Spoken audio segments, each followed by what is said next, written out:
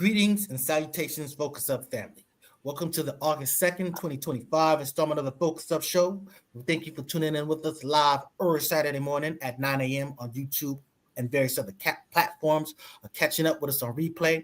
And we ask that you click that like, that subscribe, that bell, and share to support and maintain your weekly Focus updates.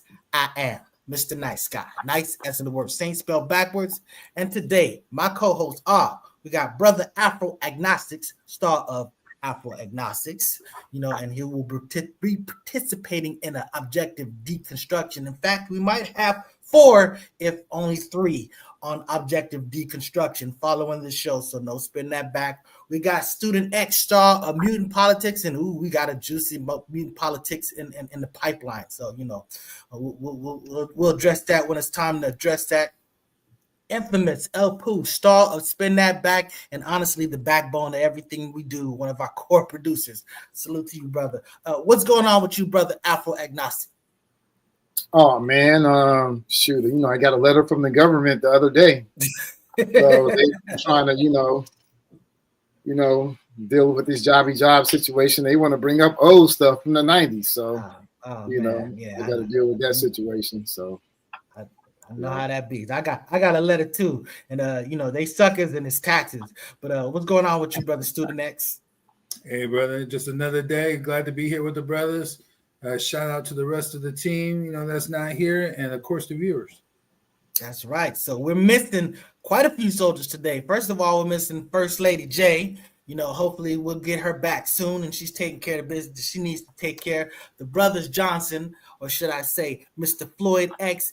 And Walk, star of Sex Talk with Walk, Thursday at 9 p.m. They're taking care of some family business, some good family business, I believe. So, nothing sad, but we're missing those brothers. I'm sure they'll pop in, at least probably have some ridiculous comments. But when the cat's away, you know what I'm saying. But infamous El Pooh, what it do? Oh, blessed and happy to be here. I got a letter from the government the other day. I opened and read it. I knew I would regret it. So that's what's up. So that having been said, let's get to the First thing we want to talk about is this New York, the Midtown Manhattan shooting, where this dude let off 47 rounds in a deadly rampage. He efforted to basically go to the NFL headquarters and shoot up some people, and somehow he got turned, he got misturned. It's a miracle that only 3 people died. I mean, it's on video. He was getting in the elevator and he let some female go. So I know her life is, she's feeling, some type of way, but it's still tragic that you had 3 losses. Not so tragic that the 4th losses was his, but that ugly thing happened. And condolences to the families of those that lost those people. And condolences, I said, to those memories and the condolences to those families. And it's a terrible situation. And New York is strong. New York binds together. So they'll push through this. Anybody got something to say about this? Oh yeah. Okay. Okay. I mean, definitely. Forgot what. Shout out to Mark Cram as well. But I think when this situation is interesting. He went to the financial capital of the world, New York, Midtown Manhattan, which is similar to your boy Luigi. What's his name? Luigi Maggione? Yeah. So I mean, it's interesting. I'm starting to see, or I don't know if the document. I would like to see some statistics around these targeted killings that they're punching up. And like to see the state's response to this. These, because this is in the family of Mark Essex. I don't know if folks know about Mark Essex. We actually had a journal called Mark Essex when I was in college, but affiliated with. He wasn't a member of the Black Panther Party, but he was influenced by that ideology, and he took it out against the New Orleans police station. He had army experience, and Christopher Dorner from LA. So this Shane Tomorrow, I think, is in the tradition of that, and it's just interesting to see how the state will respond to this, because mass killings, shooting up schools and arenas, is one thing, targeting CEOs, going to the end because he left a letter, right? A manifesto of such. He did. He played football. He played football in college, and he basically felt that he was having CTE fallout from college. So he targeted the NFL. High school. Oh, high school. Sorry about that. Yeah. So he targeted the NFL, which he had no part of and stuff like that. But it is the draw as to why everything happens leading up to that. So yes, there is that connection. He was definitely making a big CTA case, and if he committed suicide, blowing out your brains wouldn't be the most strategic thing if you wanted to really get to the fact if there was CTA. And maybe he didn't. So I don't know. Maybe he planned that out. So But to me, this has more shades of like what you would see like in the movie theaters of some poor soul that has been programmed, some type of mind control to just then turn on and go do a deed and then kill himself, because this dude drove across country from Vegas, coming through Colorado, Nebraska, Iowa, Jersey, arrived in NYC, at 4:24, prime time, double parked this BMW outside 345 Park Avenue, entered with the AR-15 and went to work. You know what I'm saying? It's like on a mission. Yeah. You see what I'm saying? Like on a mission, So, I don't know. This is just real strange. There's always conspiracy theories. I'm not going to get into any of that. But I will say that this is just strange. In general. So you say in a Manchurian Candidate type situation. I think too. He has a history of mental illness as well. He does. He did. Usually they do though, because then that's when they say that different institutions have a lot of discretion on how they treat these individuals and the type of care and treatment that they could deploy. So. But the only thing I would softly kind of push back against that is that I'm trying to make it a little more elongated. I don't know. Is that there's a history. I mean, mass killings are not new.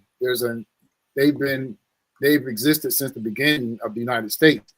But for most of the history of the United States, Native Americans were a target. Yeah. The irony in this situation, of course, is that usually those mass shootings are Caucasians whom this individual by CNN was confused for, possibly white, initially, which was just outright hilarious and gave a lot of fodder to those on the right.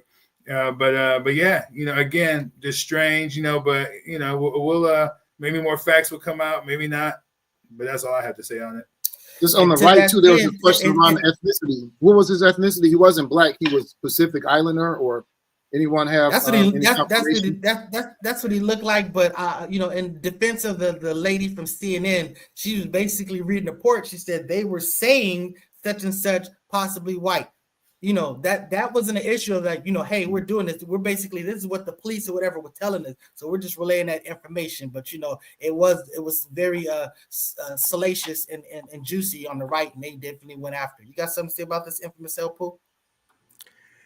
Well, the only thing I got to say is if you was going to kill yourself, you should have just killed yourself. I mean, Amen. I always say that, if this is about you crashing out, you be a crash out of one, you know what I'm saying? You don't need to take people with you, but this does seem strategic. This was about him basically lashing out with something that he felt was basically the cause of his problems. So, and what I was about to say about Big Cousin's comment about, he says that, this goes to the ease of access of guns, I'll say something about it. If a person has a history of mental illness, probably shouldn't have had legal access to those guns. So, that's a whole nother discussion. But, shout out to Big Cuz. That's to me. Well, hold up. Just because Big Cuz brought it up, I would say that, sure, there's absolute ease to guns, in particular to criminals, but there is less access to a lot of people, depending on state laws and regulations, to firearms, that can prevent some of these situations from happening. For example, if New York had gun control laws that allow people to carry, maybe some lives could have been spared. Now, I will clarify for you, my brother, that, again, criminals have access because they break the law. So the laws aren't necessarily about criminals, The laws are Exactly. about protecting, but the problem is most of these people that are doing this stuff, they're getting these guns legally. Those are the people that we're trying to stop. He may very well have all the guns that he may have them legally. And if he has them legally, that's the problem. Because it's not the criminal avenues that we can control. We can control the legal avenues, and that will have impact. So that's how I would push back to what you just said, Brother Charles. Student X. I think criminals should be able to have guns because you got criminals that's actually president. Ouch. he tried to own the gun. He almost got in trouble for it. But yeah. So yeah, right. And also at the end of the day, a lot of these violent acts, especially if they continue to increase, people don't want to accept this, can have a positive effect. They can highlight contradictions. They can highlight things that are wrong with the system. Death is involved in it, but violence does have that impact. Now people are concerned, more looking at health insurance policies, more looking at, insurance companies. Now people their attention is on CTE, on the NFL and the NFL's exploitation of Black labor and stuff like that. So even though these are like salacious incidents and bad, they can bring attention to things that need to be paid attention to. Well said, brother. So that's something negative. Let's move on to something positive. We're gonna talk about our brother Busta. Salute to that brother for getting a star on the Hollywood Walk of Fame. Busta Rhymes is one of my favorite MCs, great lyricist, actually one of my favorite artists, rappers. I mean, this was a dude who completely got the assignment about, like, look, I put on this hat, I'm Busta Rhymes, I'm wild, I'm crazy, I'm out there, I'm this great personality, and I can take that hat off and be like just who I am. There's a Bruce Wayne to this character, and he went completely into being Batman when he did his thing. So again, supreme lyricist, master rapper, master discography. Salute to that brother. He absolutely deserved it. What you got to say about this brother? And he also he acts as a heterosexual. That's really good too. I don't know what to say about that, but I will say that the big boy, basically, I guess what they call it, was basically the guy, the speaker. It was the MC for the ceremony, but Chuck D was there, LL was there. I love that Chuck D was there because Chuck D is the person that gave him that name, Busta Rhymes. So that's right. You got something to say about this, Student X? Oh, you are muted, my brother. Did you mute yourself? Yeah, no, just congratulations to the brother because I remember, if I recall correctly, the first time I became aware of Busta was, watching that movie. It was what was it? It was on about the college. Higher learning. Wow. Higher learning. And then it was when the white boys that got finished jumping the brother, he was like, you know what I mean? And I was like, damn, that bro, you know what I mean? That's the first time I discovered who he was right there, you know what I mean? But yeah, congratulations to the brother. Yeah, that's right. OG math leaders of the ceremony, leaders of the new school. Sorry about that. Leaders of the new school, part of the Flip Mode squad, and just the things that he did as an individual artist. Yeah. One thing I can say about Busta, he's one of the most versatile rappers out there. He can get on the track with anybody, and most times when he does get on the track, he just outshines everybody. So salute. That's what's up. And we got our brother Bubba Wallace, the first Black driver to win a major race on the Indy Oval. That industry that industry that sport is not something you really tend to gravitate to. So when you have one of us that really kind of shines like that, that is something to give salute to. And this is a brother that actually got some flack because because it's that good old boy network. You see like nooses and stuff like that. And I know that he got into it a little bit with Trump over some of the stuff, but at the end of the day, it's just about getting on the track and putting it down, and he took care of business. So salute to him. Was that? Hold on, that was him. That wasn't Russell Wilson. That wasn't. I know he did. Did look at it like that. That was him. That was he does a little bit like it. Yeah, for sure. I tell you this though, man. I was in Indianapolis this summer, man. White people, they got resource. They put money into that NASCAR stuff. It's so much money into that, and that's that's a milestone for the brother to get a piece of that and be a part of that, because they got that locked down. I mean, and you bring up a big point, because not to be jumping in on you, but there's a reason why you don't see like a lot of black people like dominating baseball and stuff like that. Because I was always told as a youngster, baseball is expensive. Parents got to buy bats, the gloves, and all, what I'm saying? It's like soccer, you just show up. Basketball, you just show up. You get some shorts and a shirt, you good. You know what I'm saying? But stuff like football, stuff like baseball, you know what I'm saying? There's all type of extra financial things involved. You're talking about a race car. Yeah, that's a whole nother different thing. So that will affect, who can gravitate to a thing or not. So sorry, I will give it back to you, brother. After. No, that was it. No, that was it. Yeah. You tagged right in. Yeah. Student next, you got something to say about this? Yeah, just to give a little more context, he was the second black driver to win in the NASCAR Cup Series. Wendell Scott did it in 1963, but he was the first at that particular track. Just to put in perspective. Also, just to show how significant from a racing perspective is that this was his third Cup win, but he ended a 100-race winless streak. Since his last victory. So that was pretty big for him. And then also helped secure, one of the 3 open playoff spots, for him. So it was a big win. The bittersweet angle was he missed a chance to win like $1 million prize. They had like a little in-season challenge with NASCAR going on, like March Madness style. So he didn't qualify for that. So he missed out on that. But a big one for him. That's what's up. Infamous Del Pooh. Congratulations. I don't know anything about racing, so good job. Word up. But you're right, man. When you're talking with a lot of especially older white individuals, especially men, they watch racing. And they love racing. In my business practice, I use racing analogies. And they light up. They get excited. I'm saying? So just understand. It is a thing there. And I gotta be honest, man. I grew up, man. One of my favorite movies of all time, man, Smokey and the Bandit. You know what I'm saying? Dukes of Hazzard. You know what I'm saying? I understand everything else, but hell, I understood running from police and jumping, and racing cars and whatnot. So.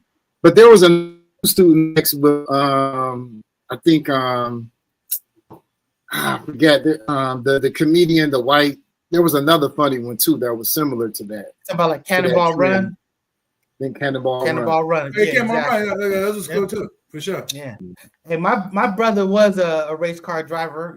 He professional race car driver. He was a legal professional a race car driver when he was young, and then he actually parlayed that into a professional career. So he actually has created a whole career in that industry, because now he's like an executive at a company that creates car parts and participates in stuff like that. So I've always had that connection in my family, but that stuff is dangerous. You know what I'm saying? Those speeds and stuff like that. Honestly, I will not drive in the car with my brother. He makes just going like down the street like insane. You know what I'm saying? It's just like he just, and he just says, he goes, look, if I get a ticket, I get a ticket. I'll just pay the ticket, whatever. And I'm just like, I'm not cool for catching heartburns in the back seat, like, Coochie on the run. So that's not my thing. Sir. So, It makes you also think about some of the brothers because most of the brothers in Oakland, if they had sponsorship and had resources behind when they do the donuts and stuff, that's a phenomenon in Oakland every week. You know what I'm saying? Somebody somewhere cutting off the street, cutting up. Yeah. And it takes real skill. Yeah, well, we hate those out here in Compton. Those are takeovers. But what were you about to say, student next? No, well, I was about to say something else. But to Afro's point, look, if it's something we want to do, man, we find a way to get it done. You know what I mean? I never played the victim card ever. You know what I mean? So we want to do it. We could, as a person who is a hell of a driver myself, I was going to go that route. I was at the speed race and raceways and whatnot. People, express interest, you know what I mean? It just wasn't around. I wanted to go, you know what I mean? But, if we want to go that direction, there are avenues. People understand talent, look for talent, so that's what that is. But I was gonna say something about Nice's baseball comments. Once again, back in the day, man, we dominated baseball. We were, doing a lot. we just again we gravitated towards something else, and then became more NBA, NFL focused and oriented. Then they moved into Latin America and brought in those, melanated, brothers, into the league and whatnot. And there's still a few of us that still go that route, but it's not, in baseball, there's a lot of, hand-me-down equipment and whatnot that's available. So I would say there's less of a barrier there. Now, golf, that's a different subject. Golf is definitely a lot more expensive and costly to get into. Even surfing to a degree, I would say as well. Wait a second. Hey, save that pushback. I can see it in your eyeballs. Save that for objective deconstructing, because I'm sure it'll apply. That same thing applies. You agree? So yeah. So that having been said, unless you got something else to say about that infamous El Poo, I really had a nice tie in there when you were talking about anyways, but I lost it. I was going to transition to talking about Shannon Sharpe, getting himself into some trouble, because Unc, as we lovingly refer to him, he did some stupid-ish, and basically this is fallout, and it's not the first time. You know what I'm saying? He's been having these issues, and he's still got something outstanding. I'm kind of surprised that the ESPN even waited to fire him, because literally all you have is that the fact that he settled. He was already accused. So my point is, you can settle something. And the amount isn't out there. We're speculating that, she got like 30 million, 25 million or something like that. She could have got $2, you know what I'm saying? And, I'm just kind of surprised that they fired him, because at the end of the day, he's a speaker because he's a great content maker, not because he's this great beacon of morality. But what you got to say about that, brother Afro Ignacy? Well, I think that it's a mistake to think that Shannon, I've been hearing a lot of commentary, about Shannon. He should avoid, the problem was he didn't avoid the snow bunnies and things like that. That's, so many common examples that R. Kelly, Puff Daddy, just to name a few. It has nothing to do with the complexion or ethnicity of the women. And then, people, criticizing him, saying he's not acting smart, he acted unintelligently, he shouldn't have been doing this. But, Bill Cosby is intelligent. He couldn't avoid the accusations and the being sued.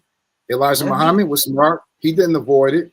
So, the real issue is recognizing, I don't really have any solutions beyond just recognizing the realities of sexual slavery. And that sexual slavery is a part of human trafficking. And, we should, once you take in those realities, you can maybe think of different ways to mitigate. One thing I think of, or I know I hate Corey Holcomb, but I admire his transparency and his honesty. He will tell you, I like young girls. Why? Because I can dominate them more easily. I like them to be poor and working class, like at Walmart or McDonald's. Why? So they can be financially dependent upon me, and I can do what I want to do, and we can have a transaction, and that be that.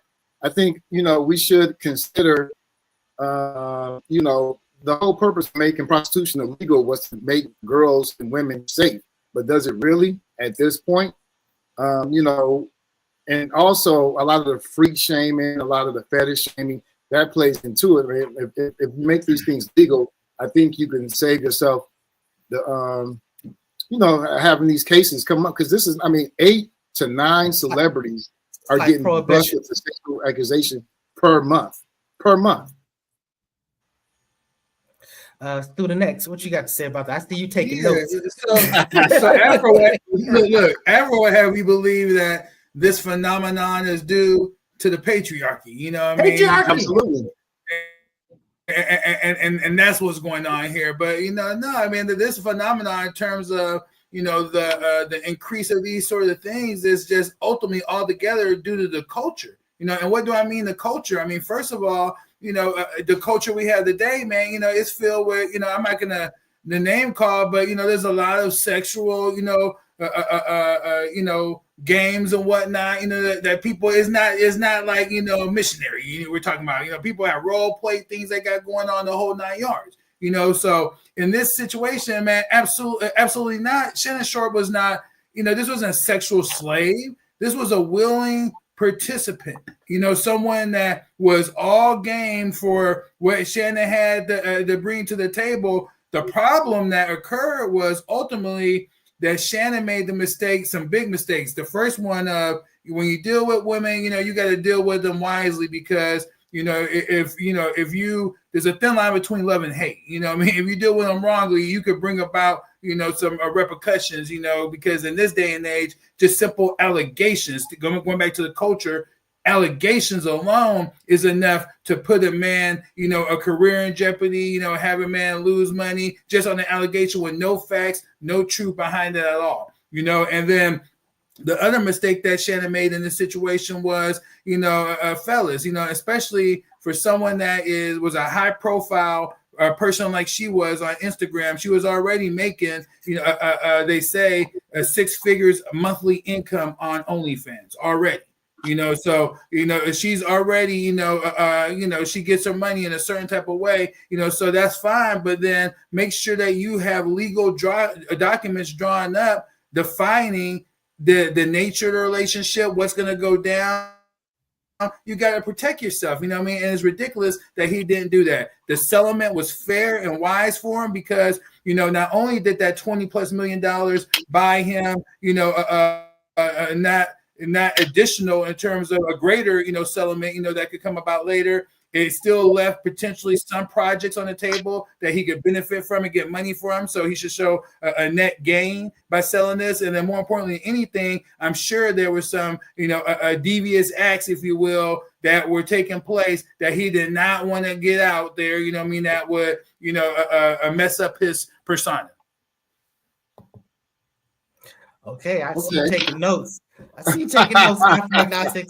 So Elko, I'm gonna come back to you. You always tie it up, but I'm gonna let it go ahead. I agree with a lot of what he said, but so in terms of the legality, like legal documents, him having some legal protection, I agree. But I think the best way to do that is could be to legalize prostitution. Now, when we look at the things that he wanted from her, he wanted someone, in his own words, to do what he wanted them to do. He wanted a slave, a sexual slave. He wasn't talking to her about real estate. He wasn't talking to her about her views on the latest movie. He was, what he was doing. He wanted a sexual slave, which is cool. That's what BDSM and stuff is all about. You can take some of the characteristics of sexual slavery that has been a human institution for all of human history, and you can base it on agreement and consent. We call that BDSM. We don't need to be calling these things deviant behavior. Just if I don't do it this way, I got to only have sex this way. There's a rule, a sex book. You can only do it this way. You can only do this. Agree. If it don't involve animals and it don't involve kids, it shouldn't be a problem. Now, as far as because we can't argue that he lacked the brains or how they're appropriate, because Elijah Muhammad was a very smart man. He couldn't avoid a paternity suit.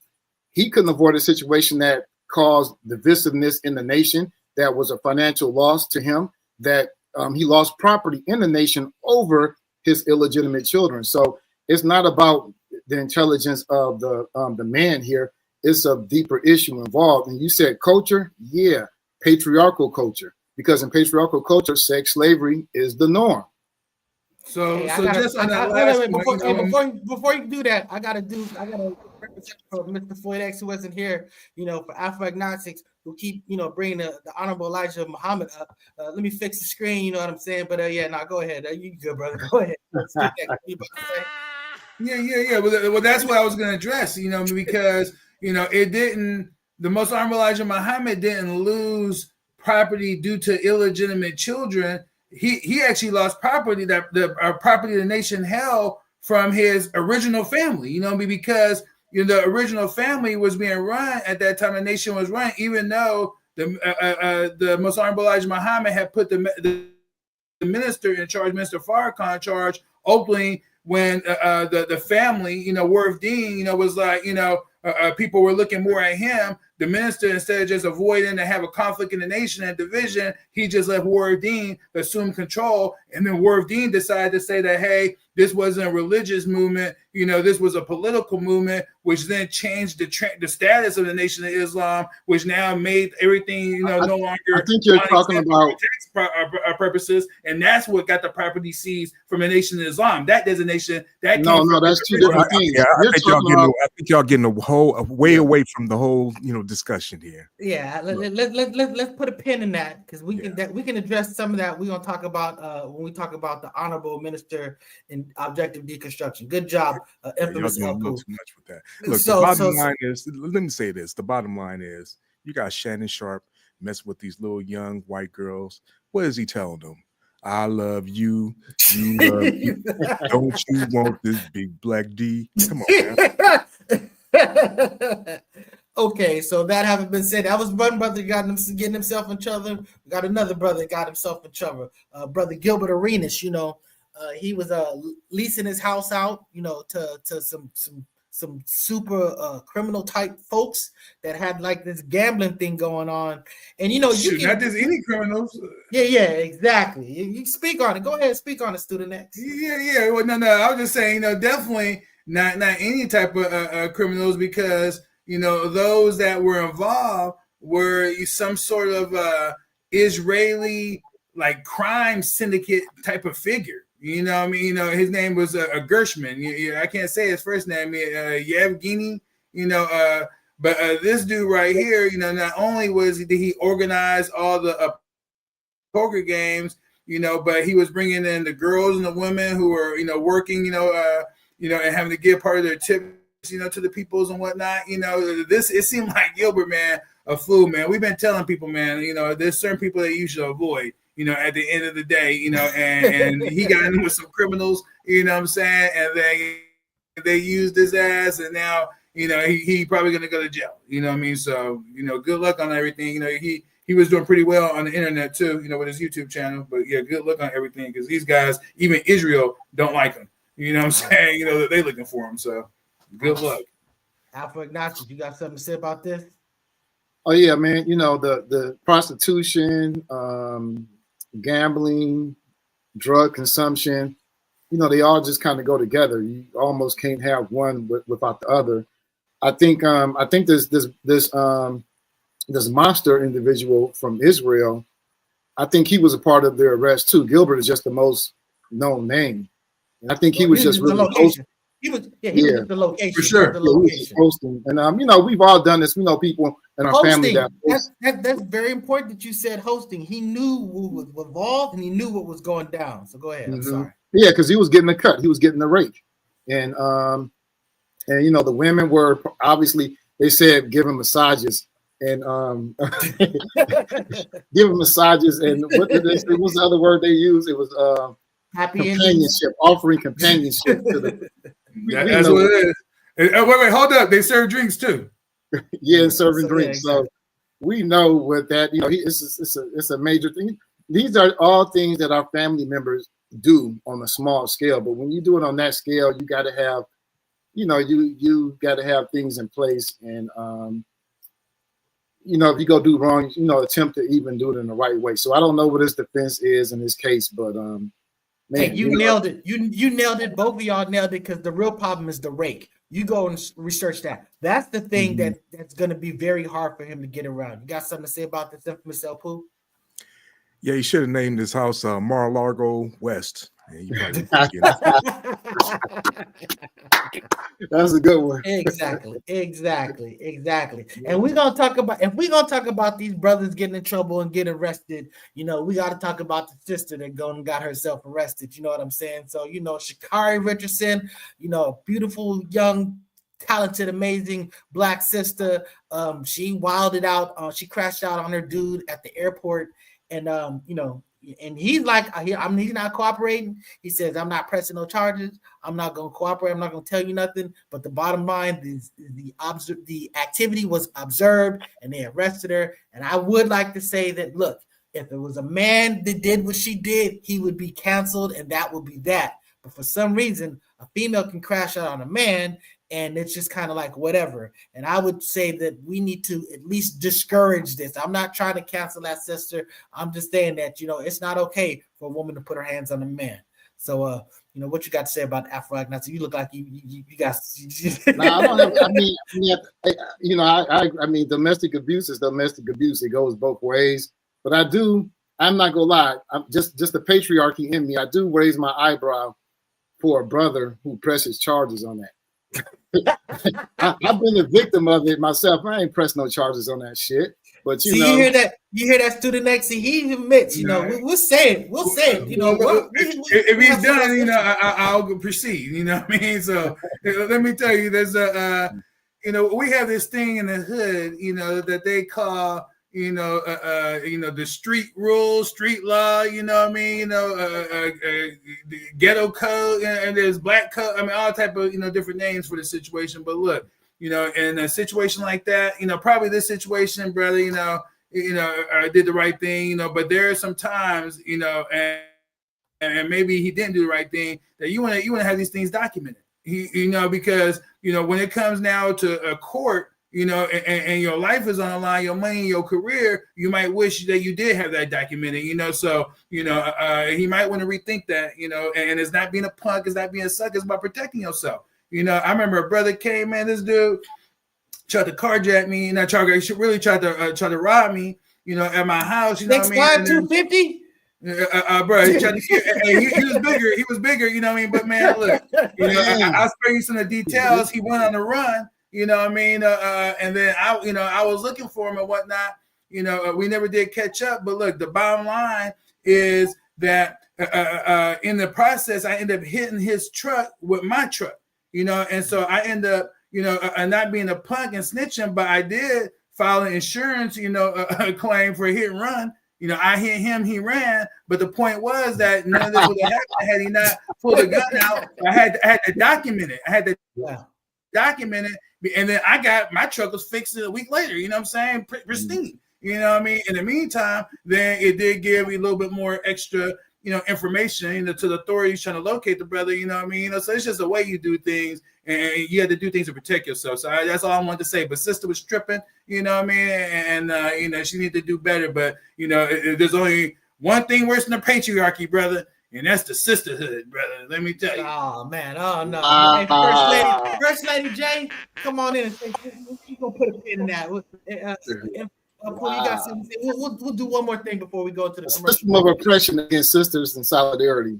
Dang. Hey, we'll talk about that. That's right. So, Infamous Apu, you got something to say about this? Keep your hands to yourself, and you wouldn't have to get hit, and somebody wouldn't be having to run, because, you know, brothers like Charles X, man, you know, he hit people and then they start running. So, you know. 6'5", 250. So we talk about Dr. Umar, you know, found himself in some type of way. You want to do the commercials first? No, this is gonna be like a real simple tie-up, you know. This is a real drive-by. So Dr. Umar, we'll get out of this real quick. Dr. Umar asking for money. Hey, there ain't no shame in asking if that's what you need, but you know, a lot of people are coming after him, you know, just talking about how this is just a situation. How do you feel Afro agnostic about Dr. Umar reaching out? Man, I just want to speak on you know, y'all know I admire Mark Lamont Hill, but Mark Lamont Hill has nothing but kind words to say about Umar. Umar has got to be the most corrupt, incompetent crook. I mean, it's one thing to be a grifter, but he's totally incompetent. And mark my words, he's going to jail soon, because his stupidity is just beyond imagination. I mean, he has a 501(c)(3), the FDMG. I mean, you can go online and check his records. I mean, he doesn't file for taxes for 3 consecutive years. He claims to be bringing in revenue that is inconsistent with his claims on his own documents. I mean, the dude, he's not. I've been telling people, I put together a school, you know what I'm saying, School of Social Justice and Community Development in East Oakland. I can tell from the giddy up, he has no idea what he's doing. He's not putting the school is never going to open, and he's just a grifter. He's a pastor, a preacher. And that's all I can have to say for now. Still the next.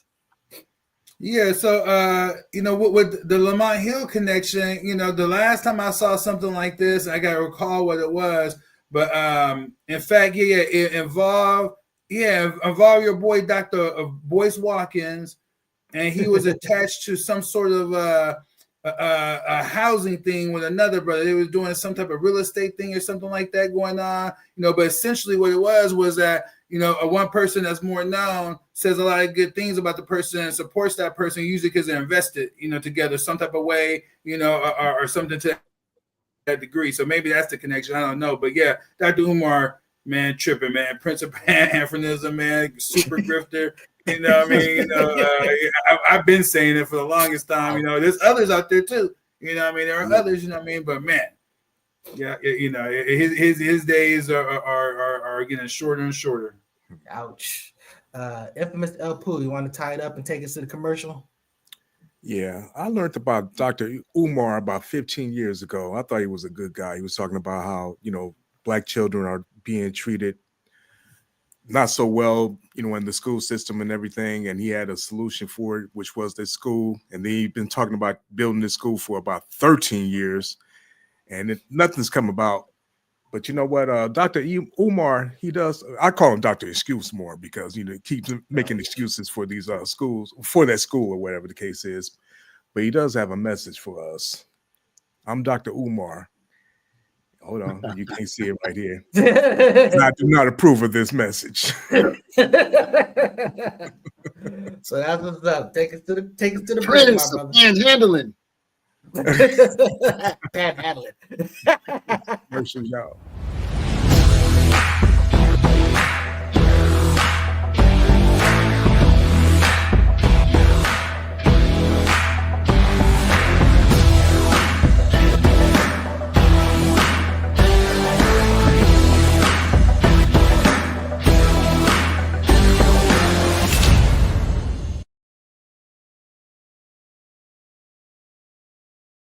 That is La Brea Trucking for all your trucking needs. You need to go from the East Coast to the West Coast, North Coast to the South, and all points in between to legally transport what you need to transport. Go ahead and reach out to brother La Brea Trucking.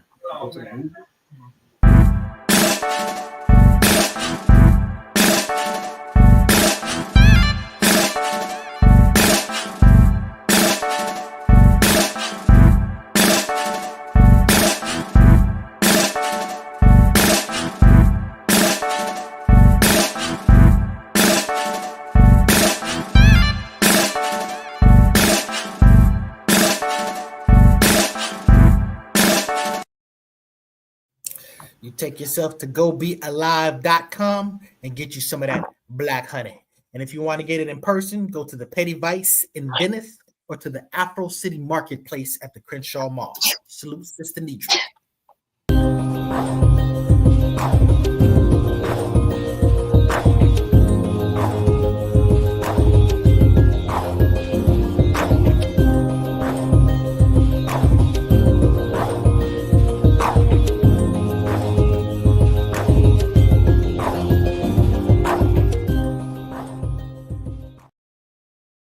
That's right. We got the Score Bar. I believe that's in Sacramento. It's definitely Northern California. You check out the commercial. We got the address there, but it's a Black-owned business. They'll get you a nice drinky drink. Just watch the game, watch whatever event, socialize. Just great Black kicking it spot. So salute to that establishment.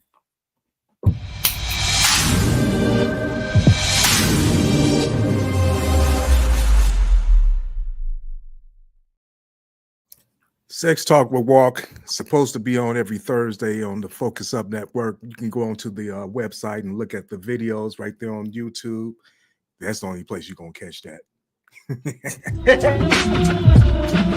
Turn up the dial, it's 10:30. Be back. Spin that back show, all the classics on track. From 79 to 99, we're crossing the gap. Album reviews, little known facts, hip hop intact. Saturday mornings, dive into the history. Samples and stories, old school mysteries. Early South.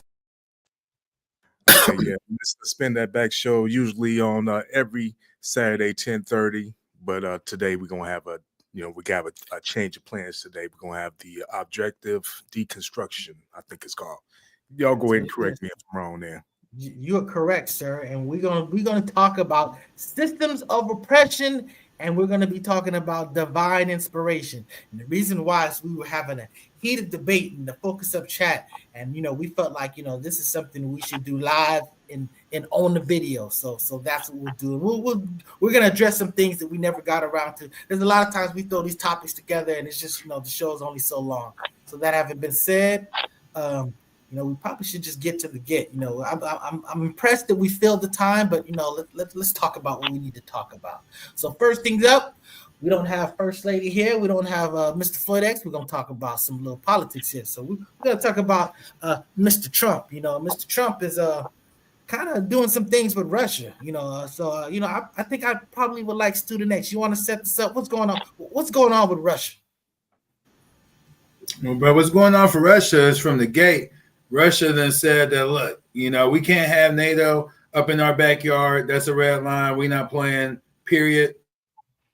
Now we're here, and when I say here, 1.8 million KIA Ukrainians here. You see what I'm saying? So it's not a tremendous loss of life already. But in the meantime, Trump has decided to ramp some things up because Dmitry Medvedev, who is a dude that I respect a lot too. He was a former prime minister of Russia. He made a reference in regards about a dead hand. So he said, his exact quote was, "As for the talk about the dead economies of India and Russia and entering dangerous territory, maybe he should recall his favorite movies about the Walking Dead," he being Trump, "and also remember how dangerous the so-called dead hand, which doesn't even exist, could be." And so, for those that, I want to know a little bit more about the dead hand is known as the perimeter. It's like a semi-automatic nuclear weapons control system developed by the Soviet Union that's been modernized, by Russia more recently. And what it does is, in the event to where the chain of command is cut off for any reason inside of Russia, there's the system, if it detects a launch, a nuclear components around this perimeter, it automatically launches and throws, everything at the United States of America. And this system is ready to rock and roll, is current, and is strong. And so, by Medvedev making that statement, then Trump's response is, and it's still unclear. He said nuclear, submarines were sent to the area, but there's always 2 Ohio-class ballistic missile submarines, armed with Trident nuclear missiles, moving around. Inside the areas. You see what I'm saying? So I'm not. We're still trying to figure out exactly what that means, but at the end of the day, I don't think it means much because Russia has made it clear they publish literally their nuclear doctrine, online. You can go look it up. It's very clear. But it breaks down their nuclear doctrine in terms of what would trigger a nuclear response from Russia. And it's very articulate. It's very logical. It doesn't sound like some psychopath or anything like that. It is there. And so that's where we're at, guys. They say that according to various reports, by the CIA in late 2024, when Trump was about to come in, has already been elected, and then Biden administration was going out, that we were somewhere between a 50 and 60% likelihood of a nuclear war breaking out. And this is what we were arguing, on the show for a while, because it's just a lot of people wasn't really following the geopolitics and what's really going on, in the intelligence community at all, but that was the reality then. And now, I hate to say it, we're right back where the hell we were then. The threat of nuclear annihilation is once again on the table. And, it has a lot of us that are preppers and doing what we can to be out the way when things like this occur. It has us right back, in the saddle, ready to get the hell about, what I mean? And it just looking at different strategic information that may develop. Afro agnostics, what you got to say, brother? Yeah, I'm not really sure about the current. I only call it a glimpse of situation, but just to kind of, I guess, give it some historical context. from the end of World War II to 1991, there were only two superpowers in the world: the USSR. Russia was then, the USSR was one of them. Russia is no joke. They have capability. They are militarily inferior to the United States, but what they lack in military, they make up for in propaganda. They did influence. They did interfere with United States elections, but they didn't do it illegally. They have a great global propaganda machine. And, prior to 1991, Russia was a friend to Africa, to Latin American countries. They lent support when they were fighting Western powers. Obviously they've been a friend to United States, to Trump in particular. A few Russian oligarchs have given him, finance his real estate endeavors when he was with Jeffrey Epstein. So I don't know what is to come about this, but I think Trump, this nuclear threat and all this, Trump is becoming more and more, in my opinion, a liability to the Republican donors. So something is, I think something is a brewing. Well, this stuff is pissing off his MAGA faithful. So, I mean, there's something to be said about this. We'll see how the tariff things play out. We know that it's volatile with the market. We know that it's generating a ton of money for the United States government. But, the people that are paying that is the United States people. So I'm just saying that, it's just, again, we'll see how it plays out. I know you don't like when I say this Afro-agnostic, but I'm going to say it and I'm going to keep saying it. If I'm in this ship, I ain't rooting for the captain of the ship to fail. I just got pushed back real quick on something Afro said. You wanted to fail. No, I want to push back on that, but go ahead, student next. I'm sorry. Yeah, I just want to say that, when you're comparing, to, and this is hard to do, but when you are comparing the Russian military to the United States military, I'm gonna beg to differ, that, America has this, strategic, and military advantage, just from personnel alone. The Russians have a larger reserve force as well as active duty.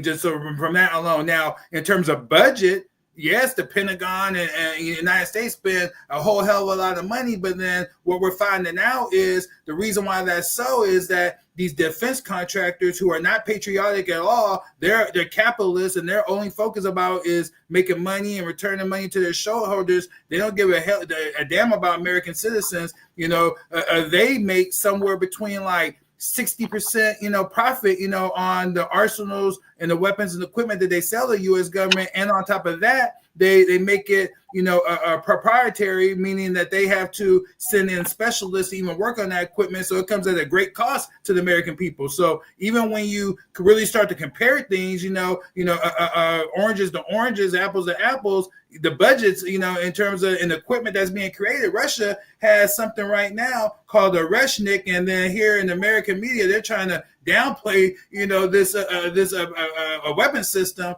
and this is the one that they're letting us know about. They have an upgraded version, is what people will say, but this is a hypersonic missile, which is something that the United States does not have in its arsenal at all. There's no hypersonic missiles that we possess. And then the thing about this Oreshnik, it has 6 warheads that carry 6 submunitions, so it's like 36 individual projectiles. So when it's coming in, even if you have some sort of defensive capability, it launches all these other projectiles and whatnot. So it's getting through, and it could carry a nuclear payload, on this Oreshnik system. So the Russians have the advantage inside of weapon capabilities in a lot of ways, and what they possess. And then when you look at the fact that, combat experience and battle, my guy, where they're getting great experience right now. When it comes to drone operators now, which is the new battlefield, Russians, are by far the superior dominant person in that role. To the next. Real simple question. What would happen if the new United States and Russia got into a nuclear war? Who would win? Total annihilation for all of us. The only ones who win, so none of that stuff matters. So none of that stuff matters if you got a slightly better or this better or whatever. It's still total annihilation one way or the other. So that's the end of that. So let's not draw that out too much. Hey, brother, you said something. Let me just brought this up. Go ahead. I'll let you speak. No. Okay. I don't even show you miss American Pentagon. Let's go ahead. And that's not a thing on Russia. I'm saying United States military is just superior military on the map, on the globe. They have the most bases. the most strategic positions than any other country. I mean, the next 20 following countries combined, I mean, don't amount to the United States Army capacity. Now, in terms of reserves, that would be definitely China. But in terms of like being on the same boat and blah, blah, blah, blah, when the United States suffers, when did the United States suffer the most casualties in war? It was during the Civil War. What came out of that? Greater freedom for Black people. Western powers, when they suffered during World War I and World War II, what came out of that? Decolonization for Africa and Asia and Latin America. So when imperialist wars happen, it's an opportune time for marginalized and oppressed people to seize the moment and to open up the opportunities for greater freedom. This time around, more, brother. I want to give a shout out to brother Yusuf. You sound like that's an argument that brother Yusuf makes all the time. But go ahead and quickly say what you got to say, Student X, so we can at least try to get something else in here. Yeah, no, quickly. Like I said, that all bets are off when there's a nuclear war, and the problem is that America and NATO and Europe, they know that Russia has a capability, and particularly who they're strategically aligned with, to beat them in the conventional war. You know what I mean? But so nuclear warheads were used in World War II, and that still opened up freedom for Africa, Asia, and even Black people in the United States. Only one country had it then. You know what I mean? Not so many like we have today. I mean, well, actually more than one, but they were the only country that used it. So that having been said, you got something in closing to say about this infamous El Poo? Yeah, you guys are making some very, very intriguing points, but the only thing you forgot is we got Trump as a president. And he doesn't know what the fuck he's doing. If you were gonna match up Putin with Trump, I'll just leave but remember the Russians, they wanted Trump to win. That's why they manipulated the election, or no, I'm saying not manipulated, but the propaganda. They wanted Trump because they didn't actually manipulate. We are not saying that they actually successfully manipulated votes or anything. We're just talking about propaganda, the stuff the CIA does all the time. So that happened. Yeah. And when we talk about Trump, really, to me, one of the intriguing things is that the new jobs report came out. He didn't like it, and he fired the job report secretary or head. To me, this is like wildly childish. You know what I'm just saying? It's just amazing. But go ahead. I see the smile on you. You go ahead and touch upon this Afro agnostic. No, it's just the classic. It's the classic kill the messenger. That's all kill the messenger. Yeah. Student X, you got something to say? I mean, that's I didn't think to describe it like that. But yeah, that's what it is, because there's no proof of data manipulation. There's been transparent processes that's there. The Dr. Erica is known as nonpartisan, as my understanding. Her track record shows that as well. There's dissatisfaction across the aisle on both sides, of the system, you know what I mean? So, I think that once again, more public trust will be eroded, from this decision. Like I said, man, if this guy's a double agent, you know what I mean? And he's doing a great goddamn job, because he got everybody, for the most part, being like, man, you was one of them all along, a Messiah operative, Jeff Epstein was your homie. But, like I said, I'll hold out hope, if you will, that, it's something different, you know what I mean? But it doesn't look good. It's not 3D chess. Look, it would have to be, if, at this stage of the game, it would have to be, you know what I mean? Because because I most assuredly don't see, see it. But, there are those.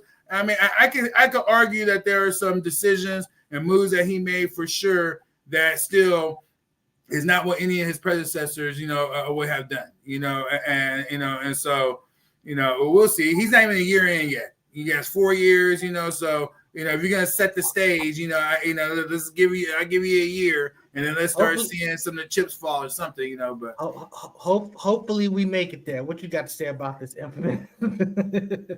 This is ridiculous.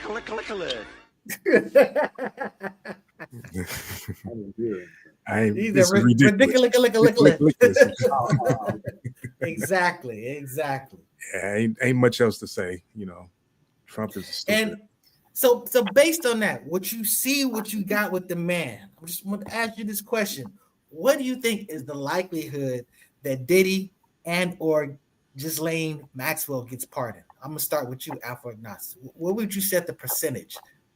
Man, I wouldn't be surprised. I think more likely, I mean, you know, as a distraction, and then I think also out of necessity with the Ghislaine Maxwell because of his connect, because she may corroborate whatever information is released in September, or she can actually discredit that information. So, you know, he sent his own personal lawyer to do something unprecedented to interview a convicted criminal, something that's never been done in U.S. history, you know, to collect data for what? And they claim, I think her lawyer, Maxwell's lawyer, claimed they collected 100 and something names. I mean, it's just obvious. I mean, he's kind of like Umar in a sense. I mean, he's just incompetent. Ouch. Even as a cheat, as a corrupt person, he's incompetent. Biden and the Democratic, you know, some more smooth, more suave with their corruption. This dude is very brute. He's with Machiavelli. He's a lion. In Machiavelli's book, The Prince, he talks about how you can manipulate and be a fox. A fox is quiet, you know, and below the radar, while a lion is brute and you know, very gross. And you know, and Trump is proven to be. I wouldn't be surprised, man. This is what the Russians wanted. They knew that. He's definitely lying. But Student X, I see you got some things you want us to show something. It looked like you pulled up some things. Yeah. Here's how it's gonna go down. Right here. Ouch. Yeah, exactly. You know what I'm saying? So, you know, that's the art of the deal, baby. You know what I mean? Like when they say Trump is like, you know, this awesome salesperson, I don't see it as a person that has a strong sales background. I don't see it. He looks like more like a used car salesman type of guy, you know, which is not like, and the negative connotations on them is that they're not honest, right? You know what I'm saying? And the one thing about Trump is that, you know, he does constantly tell fucking lies. You know what I mean? You know, so it's hard to know when he is really saying the truth or not. You have to have more context and more background, be research, you know, yourself to understand when he's telling the truth, when he's not telling the truth. You know, but yeah, I like I said, I don't believe in him. That's why I didn't vote for him. You know, but you know, I hope that he is successful. Who doesn't want the president of the United States, you know, that controls a lot of our to not be successful? You know what I mean? Alpha Ignace, he don't care about the ship. Let's go down with the ship. I only want those who advance my interest to be successful, because that's what their success is being measured by that. You know, if you're advancing my interest, you're successful in my opinion. But if you're not successful. Yeah. For sure. Look, in the words of Yusuf, you know what I mean, is like, ain't no saving her. Ain't no saving her. You know, he's saying that, look, America, this system is going down, it's finished, you know, it's done, you know what I mean? And we are seeing that she is on life support. The rise of the BRICS nations, you know, is strong, you know what I mean, and every day, you know. But the one thing I do want to say, if you could share the screen one more time for me, I want to say the patriarch is strong. You know what I mean? You know, the patriarch is strong still, you know, and here's a book by a brother, you know, that he put out recently. You know, I would encourage people to go ahead and get this encyclopedia, you know, of knowledge that this brother put out. You know, so it has some really interesting facts and information if you want to understand, you know, what's really going down. You know what I mean? You know, out here in these streets. You're not going to get any women to support that. You're gonna have a men's club, bunch of hard dicks. That's it. Infamous El Poo, you got something to say about this one and tying it up? Really what do you think? What do you think is going to happen? Because I'm gonna just tell you, I think that he's going to probably pardon Diddy as just basically a way to toss black people a bone, and I think he's definitely going to pardon her just to give himself a pathway out of this. Go ahead, El Poo. He's going to pardon her more than likely. But we took a survey about Diddy, and survey said I don't think Diddy's going to get a pardon. He's not nice enough to the president. I didn't hear what student X say. What did student X say about Diddy though? Yeah, Diddy, I had no idea. I don't think he's gonna get, pardoned, but he could, if he was working and had ties, to the Mossad and whatnot, and they need him, maybe, but yeah, I don't think so. So we're just going to get a little bit of overtime. I think that we can address this pretty quickly. But about the Ari Lennox, Ari Lennox had made a comment. Sorry, El Poo, I'm fighting you on. I'll get out your way. But Ari Lennox was talking about, Martin Lawrence's jokes, Pam jokes on Martin hit her a certain way. And, she got a lot of pushback because like me, myself, when I first heard it, I thought, well, because she said it, she framed it, at least from where I heard it, that she was like, as a dark-skinned person, those things kind of cut deep. And, the black community is got some super issues as far as dark skin versus light skin. That's a real thing. So anything that really touches that traumatizes people, I completely get. But the application here, I didn't quite get because I didn't recall a single dark skin joke by Martin. Well, you want to play what she said? Yeah, go ahead. Play. Oh no, it's like Pam was so beautiful and so fine. And I just feel like growing up as a chocolate girl, like I don't even know if I was able to understand the greatness of Pam because of the light that I feel like I was being fed. You know what I'm saying? Like of just like always going on Pam, always like that's all I remember. And I didn't like that. But like, so I feel conflicted because while I feel like the show is incredible, and I feel like Martin is a legendary show and all of the actors and Tommy and like everybody, like legendary, amazing. Like I adore them all. Like you have no idea. And I adore Martin. Like I adore him. it just would piss me off. Like the joking on Pam. I just didn't like that, like So go ahead, brother Afro Agnostics. Damn, man. Where did she get the lash, the harsh feedback from? I think what she said was very benign. I think colorism is a thing. We can't act like it's not a thing. And it was a thing in black sitcoms up until the 80s. And then you had some counter examples that started to emerge in the 80s. I remember, just real quick personal story, this girl named Nancy. I really liked her. But man, she was black as 20,000 midnights. And at that time, I couldn't, it was like I couldn't do it because of how I would have been ridiculed and so forth. I remember Wesley Snipes was the first actual like sex symbol to kind of break through as a dark-skinned black man. But she's right, man. And it's not that he talked about her skin color directly, but darker skinned women are portrayed as less intelligent. They have eating disorders. They don't have romantic partners and things like that. While the light-skinned one has a husband, is married, is intelligent, has a good job and stuff like that, doesn't struggle with issues. So you did see that being portrayed in a lot of different black sitcoms. But not on Martin. On Martin, you did, because she wasn't the one that was married. We see it in a lot of black movies too. Like Eddie Murphy was really big on it. All of his. Wait a second, Martin. They didn't get married till like way late in the game. I mean, she had a man. There was a mess. Yeah. There was in a civil arrangement, man. and for a long time, Tommy was involved with Pam. But I mean, really, he was talking about the back of her head. So you can be light skinned and dark skinned and still have BDBs. You know what I'm saying? I mean, she was talking about his height. I mean, to me, I don't see how you can basically say that he's saying all this stuff about that, which he didn't. Because I'm just saying, I don't recall a single joke that touched upon her darkness. And I don't think Ari was saying that though. I don't think she was saying that. She was saying because of her darkness, she was the butt of the jokes.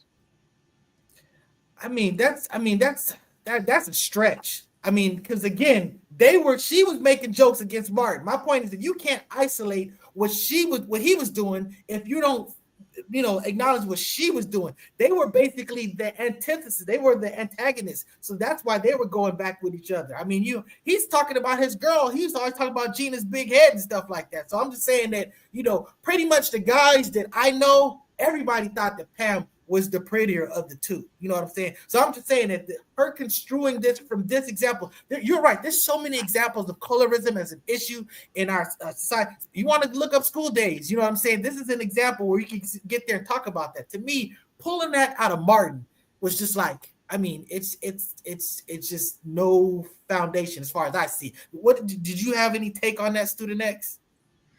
No, not really. You know, I think you guys are summing up. I didn't know what they were even talking about, honestly. You know, but in colorism in general, you know, as the light-skinned dude, you know, my whole life, I usually caught more hell than you know, that I felt like in my darker skinned brothers. You know what I mean? You know, honestly, you know what I mean. But you know, hey. You know, I know, you know, the sisters in particular are real sensitive to a lot of injustices that they have faced, you know, through the years, and I understand it. You know what I mean? I think, you know, things, if this is what's important to them, it needs to be addressed. You know what I mean? Then, you know, let's address it and keep it moving. Hey, but Student X, he won that genetic lottery, man. 6'5", 250, light skinned. You winning? You was winning in the '80s, bro. You was winning. Hey, you know, I even got the double chin popping, you know what I mean? You know, so you know, it is what it is, brother. You know. Hey, you're right though. Nowadays, it was a different story back then, like in elementary. But you know, I did feel like with Wesley Snipes, there was a flip of it. But I mean, nowadays, the light skin versus dark skin jokes, light skin brothers are getting murdered, and they're hilarious when they talk about how light skinned people do this or how light skinned do that. I mean, again, it's not politically correct, but it's hilarious. And the brothers from Golden State, they kind of brought the light. They brought it back, man. You talk Steph Curry. Yeah, Steph Curry and what's the name? The one that's dating Megan now. They brought it back, man. Oh yeah. Hey, look, it's been a long time. Hey, it's been since El DeBarge, huh? Hey, no, I'll say I'll be sure. You know what I mean? You know? Yeah, definitely. He was that dude. You got something to say about this, El Poo? Go ahead. Yeah, Ari, I think she's a little insecure. So all I can say to her is, come here. Shut your stupid ass up.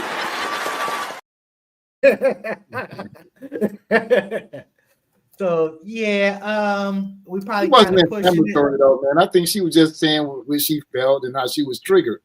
I mean, it wasn't inflammatory. She was very, very loving and doting on art and stuff like that. My point is that this was a bad extract from that example. There were so many other examples that you could do this from. I'm just saying that this was a poor one, and that's why the fact that people were coming. I mean, I saw comedians like Tyler Schuler. I forget what the brother's name. He made the exact same thing. He was just like, I don't recall a single dark-skinned joke, you know, that Martin even made.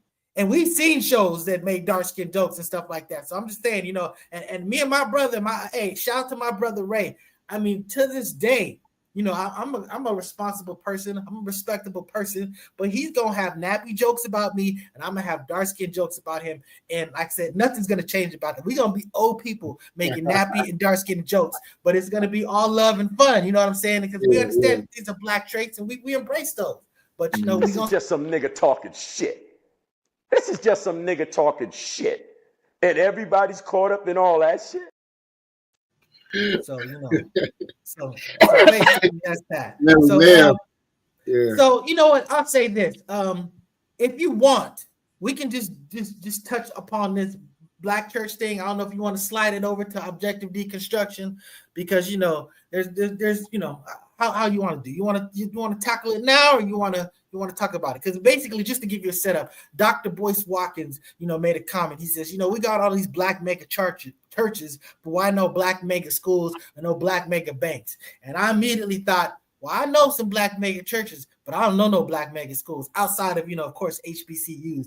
And I definitely don't know any black mega banks. I ain't saying they ain't out there. I literally know one black grocery store. That's a grocery store right on the corner from me on Central and Rosecrans. So I'm just saying, and my immediate knee-jerk response was like, dude, it's a whole lot easier to build a church than it is to build a school or to build a bank. Not only that, you know, would you even want the people that put together these mega churches putting together a mega school or a mega bank? You know what I'm saying? It's just the whole competency issue and just the whole agenda issue. You know what I'm saying? So, you know, that was my take on that. I know Afro. Let me say one thing because I have to cut out actually.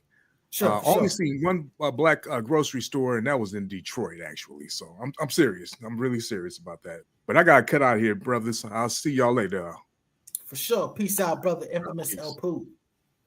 So that having been said, Afro agnostics, you know, you had some information, some data that seemed to be. Well, go ahead. I have a lot of data. I don't know which way to approach it, but knowing Boyce Watkins, he used it to point to some deficiency in black people, something that they are doing or not doing, in order to kind of guilt shame black people so they can put more money in his pocket so he can teach them how to do what he supposedly claims that black people are not doing. But the facts, when you look at the data, I mean, you just said it very eloquently. To establish a bank, it takes skills. It takes competent people college educated, and they're going to have, you got to pay them. To open a school takes skills. It takes competencies. You have to pay people who are qualified to do that. To open up a church doesn't take skill. It doesn't take really a lot of competence. So it's easier to do that. And it's not a black thing. It's a thing that's applicable to the entire general population of the United States. The ratio of churches is 3-to-1 for the entirety of the United States, for the general population. In the state of California, the ratio of schools to, churches to school is 3-to-1. So it's not a black thing. Let's do the next. What you got to say about this, brother? Yeah, you know, I was accused of, wrongly accused. For my take, on the subject and whatnot, credentials didn't even matter. Let me tell you, you know what I mean? But, anyone who knows me, I'm just all about, just accountability and just in general. And that's not to say that others shouldn't be held accountable. I think everyone, needs to be held accountable for, for what their role is in different, situations, but as it relates to this situation, just like Nice, said, is that, in terms of, I've seen, plenty of churches, but the latter, I haven't seen many of. I know of plenty, I'm not saying that it doesn't exist, but, like I said, I just seen, a more of the latter, and I think that, I remember this example that the minister gave, real quick, years ago. And to me, it still baffles me why, that the masses of black people didn't think this was a good idea. But it was saying that, look, if we just took working adults in our community, and let's say every month we donate $1, let alone if we were able to do more, but we did $1, and pull our resources and then formalize a banking institution, a system, in itself, and manage that, and have people who would be held accountable for, that particular situation, just what these accounts to accrue. Then the whole plan would be, now we send our children to these HBC, historically black colleges, universities, and then we have them focus on real degrees. Not, I'm talking about science, mathematics, real STEM type of situations. And then from that, we actually pay for them. So they come out owing nothing. So there's no college debt at all, and then from there, we just require them to go, serve in their communities, and we're able to build from there. There's all type of ways that investments that can be made, but the amount of money that would be generated, through this type of effort will be, monumental. It's called pooling your resources. So I was your brother shaking his head, but so go ahead, brother. No, I'm saying I wish that were true. That theory isn't informed by practice. Like the Nation of Islam hasn't even done that themselves. They had a bank of back in the day. They lost it. They never had the amount of money in the bank to have a successful national bank. It takes at least $3 to $10 million to start a bank. Another thing about black people too that's kind of interesting, because the disparity of church to schools is higher amongst black people than white people. I mean, they're more equal. They're less equal amongst white people. And that's interesting, considering that for the most of black history, banking was a function of the church. Schooling, education was a function of the church, because we couldn't get the necessary insurance to open up a bank. We couldn't do X and Y and Z. So the bank, if you needed a loan, you just went to the church. The church gave you the money, to accrue, reasonable interest, something that you could pay back and stuff like that. You had mentioned what you just laid out, and this is the thing people, I think, fail to realize. The Nation of Islam is nothing but the Booker T. Washington with a religious cover. There's nothing in his program of salvation or liberation for Black people that's different from Booker T. Washington. Booker T. Washington was more successful in the economic realm, light years ahead of the Nation of Islam. He went, he led an effort towards some of those ideas. They really don't work. When you pool those resources, you're just going to end up with the same amount to each person. Like, okay, Black people make $54,000. They put $1 in. Okay, so you got the amount. What is that going to do?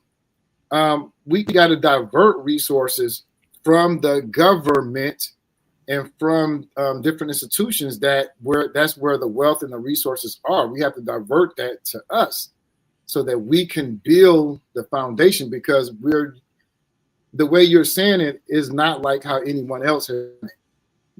No one done the big wealth that. So what I said doesn't negate anything that you just said. I most assuredly didn't say that some of the principles that you find in the Nation of Islam wasn't rooted in other philosophies and prior movements. I never made that claim. No, I'm saying the financial strategy of just, if only we would pool our resources. Black people been pooling our resources. We've been doing bro.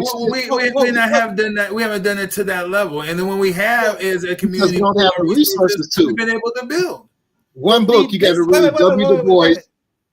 You got to read W. Du Bois' Reconstruction Era, because he goes over the first national Black bank, the Freedmen's Bank, and how that failed under white sabotage.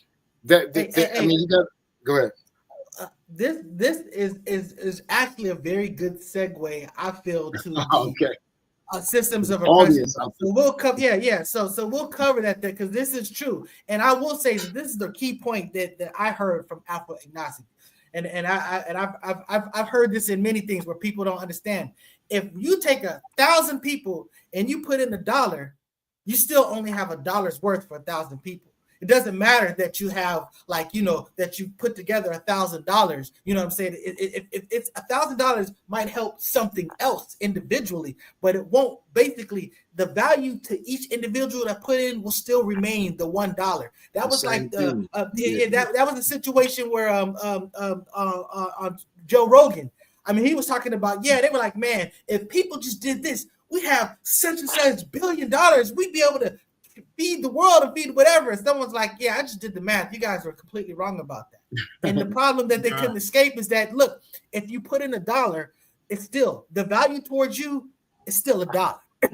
Bro, I personally just deploy this tactic and strategy on micro levels, and it's sound, because what it is that you're looking at, you put like the nation. Even when the minister brought it up, he was not saying the nation will run this. He was saying that we bring together, the best that we have, and then have them be in charge of this. And essentially what you're looking at doing is getting a pool of resources and being able to leverage those resources into other vessels, vehicles, and grow those resources. And then in terms of the benefit, it may not benefit every single individual, but let's say, again, if our children benefit from it, because we could send them to HBCU, and then they get a world-class education, they come out debt-free, then we all benefited from that. I think that's beautiful, but the problem is we'd have to invest more than $1. That's the so check it out. If we're doing $1 a month, so right now among us in America, we have about 50 million